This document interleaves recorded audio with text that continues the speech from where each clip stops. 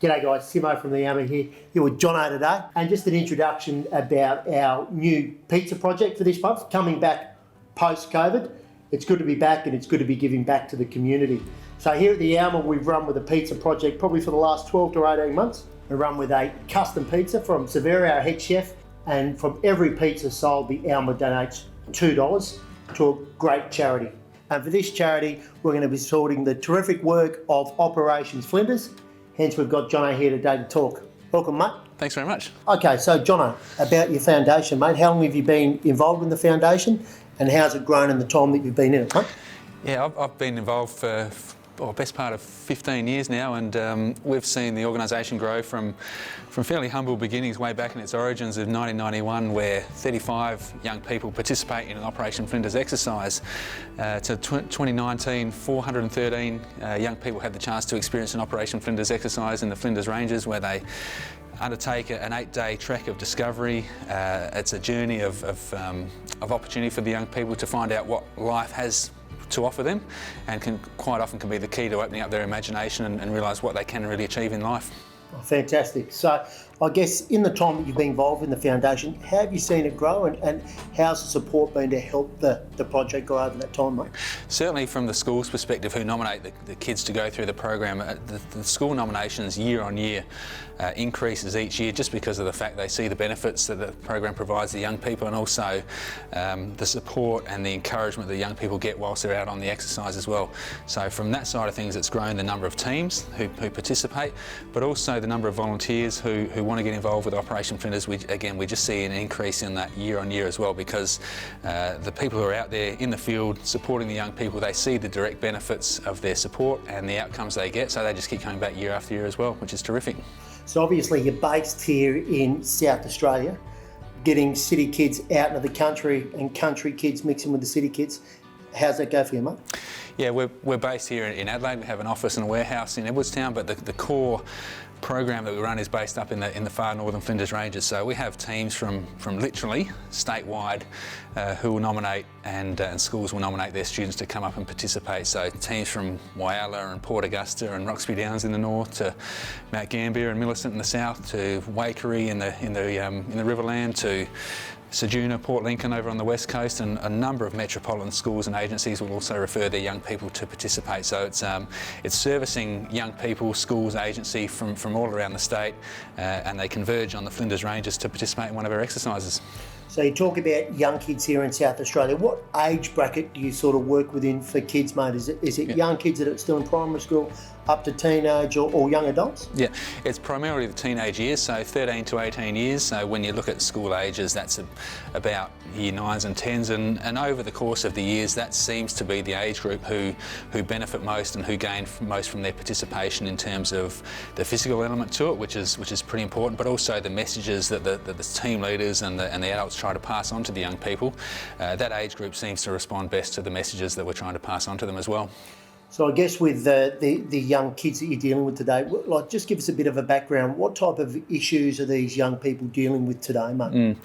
Yeah, the term that we use is youth at risk. So there's lots of different elements to being an at-risk youth, and it could be disengaged from education, it could be at risk of drug and alcohol abuse, early involvement with drugs and alcohol, it could be involvement with antisocial behaviours, antisocial peers. They could be bullying young people, or victims of bullying themselves, from a dysfunctional home environment or from a low socioeconomic area. So it's all sorts of backgrounds and profiles of the young people who are referred, and quite often they're in circumstances beyond their control that, oh gee, life's pretty tough and I've got a few challenges in life. So the program that we provide gives them the chance to look at life a bit differently and say, well, I can make some different choices and head down a different path in life. Fantastic. So I guess with these young people today, how do you identify with these kids? Like, how are they identified? How do they come to you? How does Operation Flinders help them? Yep. Is it through the school, mate? Is it through parents, etc.? Yeah, predominantly it's through schools or agencies who will refer say 10 students from the local high school to participate, and with that there'll be a couple of support staff members from each school who will nominate to attend as well as some field volunteers that Operation Flinders has as well. So on each one of our exercises we'll have up to 10 or 11 teams, and each team will be made up of up to 10 kids and 2 or 3 adult staff as well. So you consider 100 plus young people plus adult staff supporting the young people out on the exercise as well. It's a pretty big operation. So here at the Alma, we know what a normal day brings for us in the hospitality industry and servicing, our valued clientele. What's a normal day look like at Operation Flinders? Yeah, a normal day on Operation Flinders, well, there's so many variations to it. Generally, the teams will walk about 12 to 15 kilometres to get to a certain campsite that they have to get to each night. But along the way, they could experience some abseiling activity, which is about building trust and confidence and overcoming fears. The young people could have an evening of Indigenous culture, which is about learning about the land, the environment, respecting the Indigenous culture. They could have some team challenges along the way, building leadership and teamwork and communication. So there's all sorts of different activities that the young people go through over the course of the 8 days, but primarily it's a lot of hiking, a lot of bushwalking, a lot of physical challenges to it. But we're not a boot camp either, so it's about building the kids up and giving them the confidence to say that they can achieve some really difficult things in life. So it sounds like a pretty physically demanding exercise or opportunity for some of these kids and take them right out of their comfort zone. How do they react to that? How do you see the changes from the time when they arrive at Flinders at base camp, pardon the pun, to the end, when they're taking off the boots at the end of the night and rolling out the swag? Yeah, certainly from day 1 to day 8, you see totally different young people, totally different attitudes and behaviours and outlook and self-confidence, and sometimes that takes 2 or 3 or 4 or 5 days even to break through that barrier or that challenge of saying, well, no, I can't do this is all too hard. Whereas by the end of the 8 days, the young people say, well, if I can achieve this Operation Flinders exercise, I can achieve anything I set my mind to. So the physical element helps them to believe that they can achieve some really difficult tasks in life. 8 days in the bush. I tell a funny story. I remember I took my wife camping for the first time over at York's, tending it out, and she said, I need to go to the toilet. Where's the toilet? And I took her out to the scrub with the shovel, and she's never forgiven me for that. She's never been camping again. But to take a group of kids away, 8 days hiking in the Flinders Ranges, one of the most picturesque parts of South Australia, how many people, what's the size of your team? How many people are involved in putting that together and just getting it on the ground and operating? Yeah, we have a small staff of about 11 staff members here, based here in Adelaide, and some of our staff are involved in the running of the exercises as well, but we rely hugely on over 200 volunteers from all walks of life who provide support to the organisation in a wide variety of roles. And I know it's a cliche, but without the support of the volunteers, we just couldn't do what we do. So that's people involved in walking with the kids, they're people involved at the base camp, people involved in packing food boxes weeks before the exercises to help prepare for the exercises. So the volunteer support is absolutely critical to help us achieve our goals.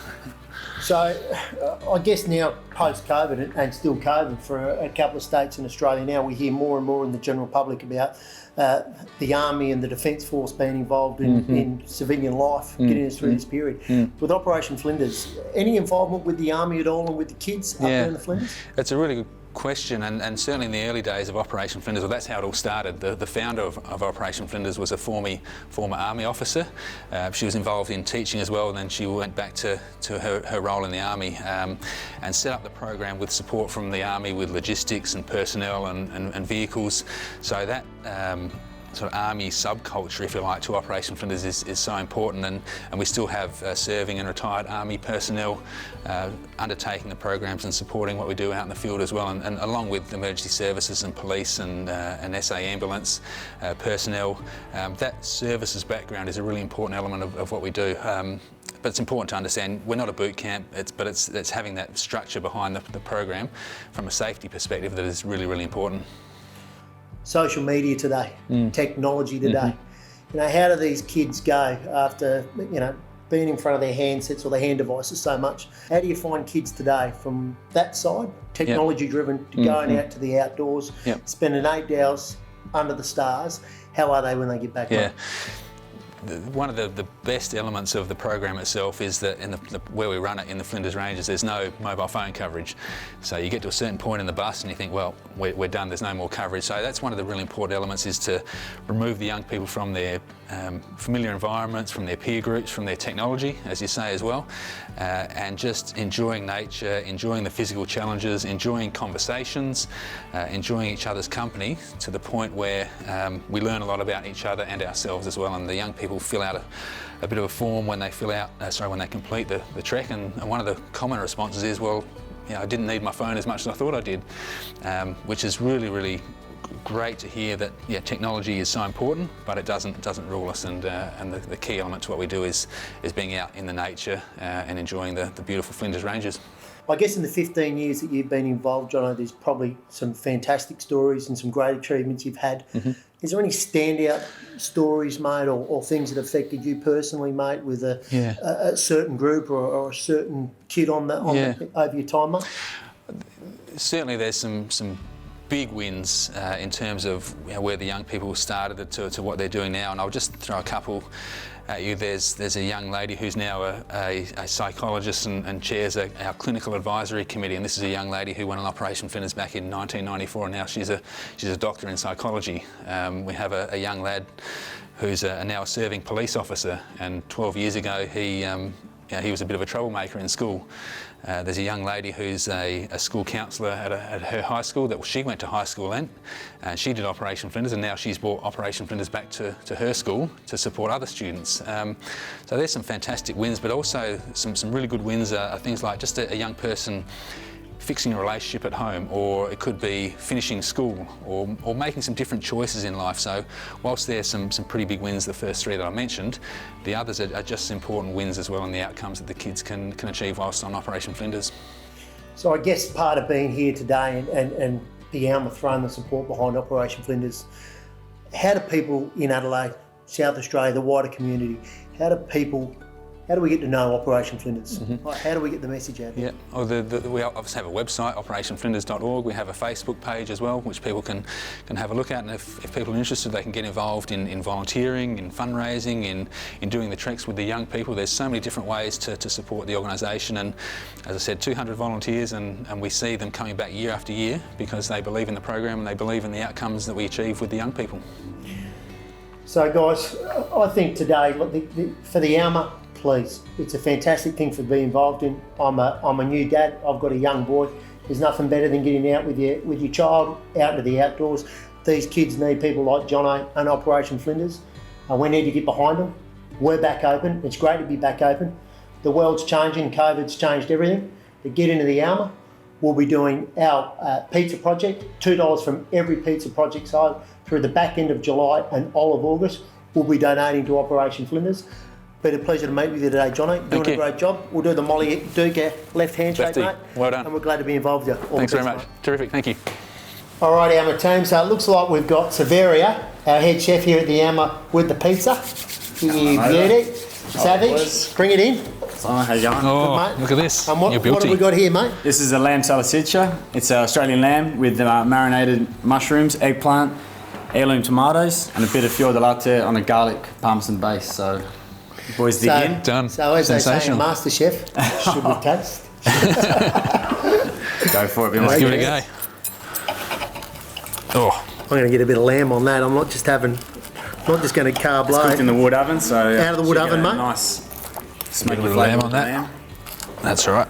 We can. Here's cheers. Enjoy. Go old school with your hands next time. Well, my wife might see this, so I'm chewing with my mouth closed and using cutlery. Thank you, mate. Thank you very much. Fantastic. Let's enjoy. Get behind it.